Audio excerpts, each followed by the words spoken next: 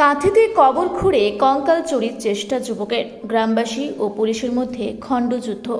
কবর থেকে কঙ্কাল চুরি করতে গিয়ে ধরা পড়ে এক ব্যক্তি, আর তা নিয়ে গ্রামবাসীদের সঙ্গে রীতিমতো পুলিশের খণ্ডযুদ্ধ।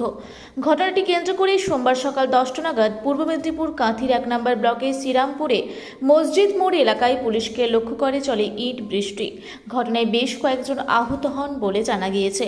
পুলিশ ও স্থানীয় সূত্রে জানা গিয়েছে, 13 মাস আগে কবরস্থ করা এক মহিলার দেহ হঠাৎ সোমবার দেখা যায় এক ব্যক্তি কবর খুঁড়ে সেই কঙ্কাল বার করছেন। গ্রামবাসীদের হাতে ধরা পড়েন তিনি। অভিযুক্ত ব্যক্তি প্রভাকর স্ট্রিট, তার বাড়ি এগড়ে থানার ভবানীচক গ্রামে। সকাল 11টা নাগাদ কাঁথি শ্রীরামপুর থেকে ফোন যায় কাঁথি থানায়। ততক্ষণে অবশ্য ওই ব্যক্তি গণপ্রহারের শিকার। খবর পেয়ে এলাকায় যায় কাঁথির থানার বিশাল বাহিনী। পুলিশ থেকে হঠাৎ করে ক্ষেপে ওঠেন গ্রামবাসীরা। পুলিশকে লক্ষ্য করে শুরু হয় ইট বৃষ্টি। পরিস্থিতি নিয়ন্ত্রণে আনতে 2 ঘন্টারও বেশি সময় লেগে যায়।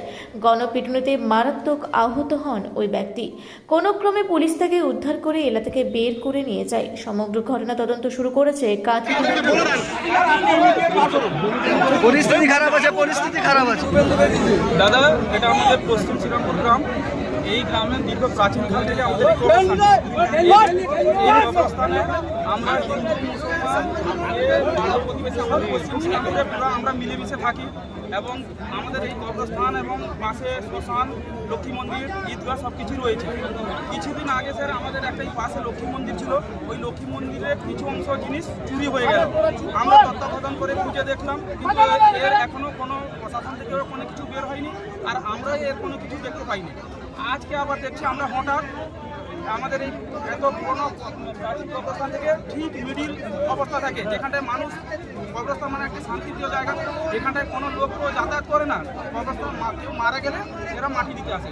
ঠিক মিডিল পজিশন থেকে পুরো ঘুরে বডিটাকে তোলা হয়েছে। বডিটাকে তুলে ওর একটা বাঁশ দিয়ে ওটাকে ঘিরে, মানে ওই ব্যক্তিটা কী করেছে, এ নিয়ে যাওয়ার উদ্দেশ্য না, কিন্তু এটাকে রেখে দিয়ে পালানো হচ্ছে, যাতে আমরা পরে জানতে পারবো।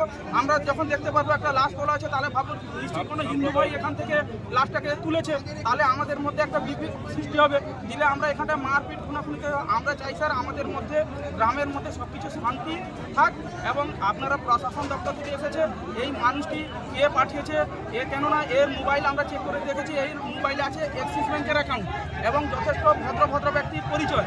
আমরা চাইছি এই মানুষটার পিছনে কে পাঠিয়েছে বা আমাদের এই শান্তিপ্রিয় গ্রামকে কে এত অশান্তি লাগানোর চেষ্টা করেছে।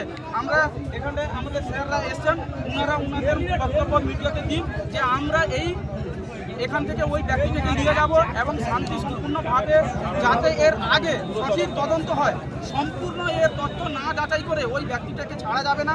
এবং ওই ব্যক্তিটি ওর আগে কি ঘটেছে না ঘটেছে বা এর পুনরায় আর কোথায় কত কবরস্থানে এইভাবে তুলেছে, দাঙ্গা লাগানোর চেষ্টা করেছে, এটা আমরা সঠিক তথ্য জানতে। আরেকটা বিষয় হচ্ছে, ওই লোককে দেখে কি অনুমান করা যাচ্ছে কোনো তান্ত্রিক বা আচার সঙ্গে? ওই লোককে স্যার তান্ত্রিকও মনে হয় না, পাগলও মনে হয় না। ও লোকটা সরাসরি আমাদের এই শান্তিপ্রিয় জায়গার মধ্যে আমাদের মধ্যে গন্ডগোল এবং বিভেদ লাগানোর সৃষ্টির চেষ্টা করছে।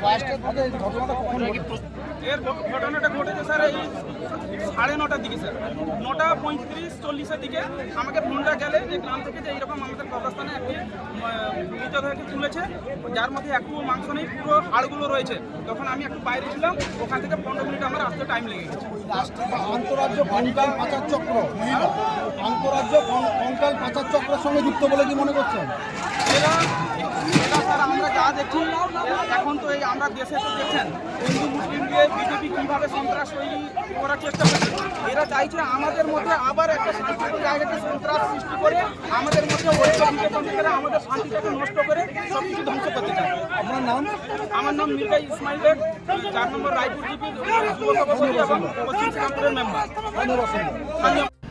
পশ্চিম মেদিনীপুর থেকে শঙ্কর দাসের রিপোর্ট, রূপসী বাংলা মিডিয়া।